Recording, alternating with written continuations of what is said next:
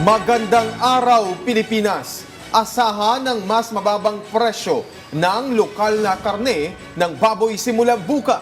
Epektibo na kasi ang maximum suggested retail price sa karneng baboy. Narito ang report.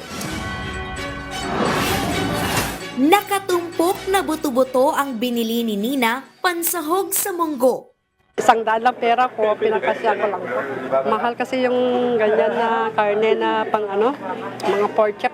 Sa Litex Market, ang kada kilo ng baboy, higit kumulang 100 pesos sa pata at iba pang buto-buto. 380 pesos ang kasim, habang 400 pesos naman ang liempo. Pero simula bukas, sabi ng Department of Agriculture, dapat mas mura na yan. Epektibo na kasi sa Lunes, March 10, ang maximum suggested retail price para sa lokal na karning baboy. Ang MSRP sa liempo, 380 pesos per kilo.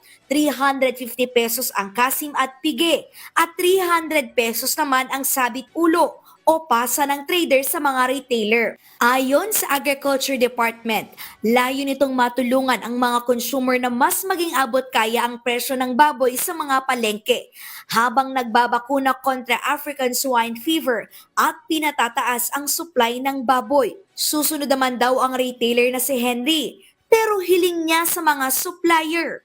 Dapat babaan lang nila ng presyo kasi hindi namin kayang presyo nila. 335 eh. So halimbawa, Dapat mga 280 lang yan eh. ang Sabi tuloy.